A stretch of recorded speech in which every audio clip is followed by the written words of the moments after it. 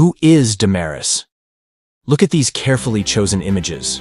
Now ask yourself, isn't this the work of a well-funded organization with a large team and a solid financial base? Surprisingly, no. These are the achievements of a young woman with a great heart for her people, accomplished through a small non-profit organization she created while studying in the United States, living on a very tight budget. Believe it or not, a few months earlier, she had returned unexpectedly to Africa after a sudden health problem ended her scientific career. She came back panicked, with very few resources. But it didn't take long for her to see a path forward, deeply moved by the suffering surrounding her. If she had a second name, it might be resourcefulness, or perhaps the power of words. Years earlier, she had founded a nonprofit in the United States, and it was under its banner that she began to act, with zero or almost no funding. She taught herself a wide range of skills to reduce costs and keep the mission alive.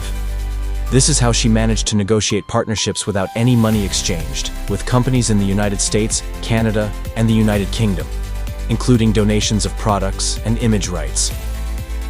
These partnerships gave her the leverage she needed to sign formal agreements with high schools and universities in her country.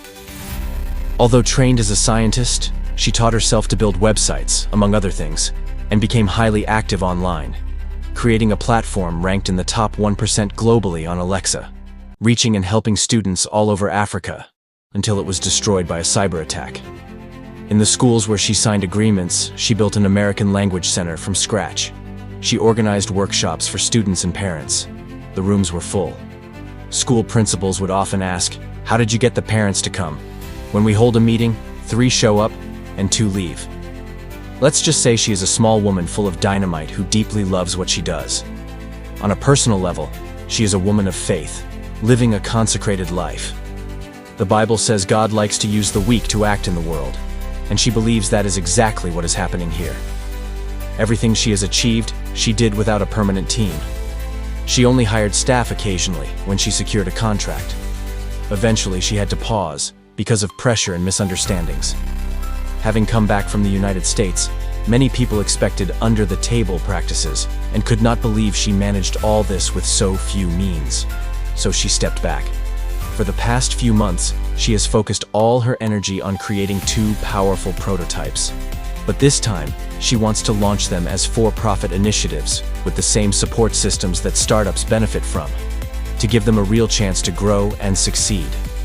Originally, she just wanted to create a modest tool to share her scientific experience in language that African postgraduate students could really understand.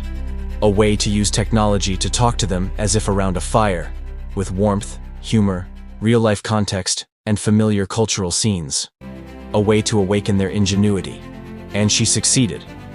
But from that modest tool, something far greater was born. Much greater. She ended up building 2 complete ecosystems, a set of interconnected tools to transform both the educational system and the students within it. Through QLC, quality, low cost, one of these prototypes, she is rebuilding education so that it actually serves the job market. In many African countries, people suffer from what she calls a degree culture. People believe that once the diploma is in hand, a job will follow, until it doesn't. In reality, 70 to 90% never get that job. And the cries of disappointment are growing louder. Through her second prototype, Efficiencies, her goal is to build a scientific and technological workforce in Africa, a workforce that today barely exists. That is who Damaris is. P.S. Damaris was born in extreme poverty and survived a deadly childhood illness that left her with a permanent disability. And yet she defied every expectation. She grew up to become one of the best students in her class, along a path that was poor, but dignified. She eventually earned one of the world's most prestigious scholarships, the Fulbright, awarded by the U.S. Department of State. That was how she first entered the United States.